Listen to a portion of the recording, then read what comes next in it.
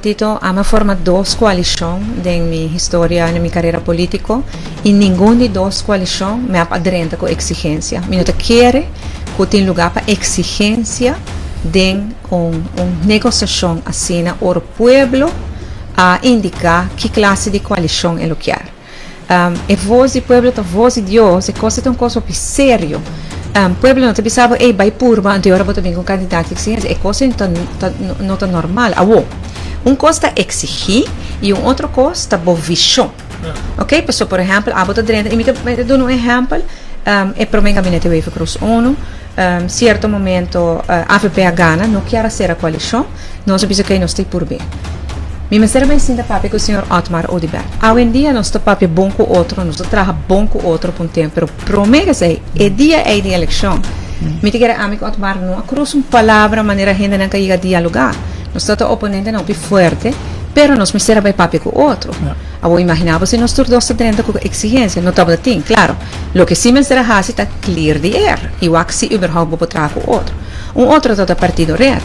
Nós sabemos que o Ricardo Cruz é um voorstander para cannabis recreacional. E não é uma exigência de dizer, mas é assim sua visão, seu desejo. Então, nós vai papi, nós pensamos, pero para mim, recreacional não é aceitável. Que nós começamos step por step. Que nós começamos com medicinal. E depois, agora, nós temos se ainda bota sinti, nós temos que vai para recreacional. Então, Ricardo não tem exigência, Ricardo tem sua visão e seu desejo naquela campanha com ele. Agora vai começar a negociar uma coalição, botar negociar para mim, botar negociar para conteúdo, não para negociar para gente, quem está ministro de Kiko. Você pergunta aqui sobre nossa compreende que está nós redo, se nós estamos redo, está a declaração própria de primeiro-ministro, ex-primeiro-ministro atual. No futuro formador, o Sr. Eyman, avisa sua palavra que o problema está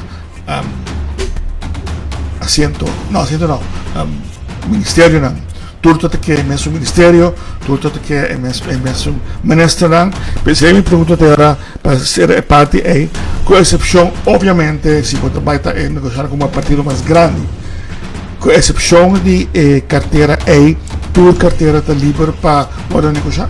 Me não estou dentro com nenhuma exigência de carteira. Na altura aqui, nós estamos dentro mais bem com o nosso programa de mão. Então, eu conta em melhor maneira que nós podemos chegar no programa. Mas não...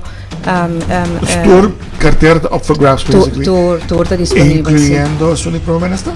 Ou se futuro bisauá, sim, me bom para assim nada.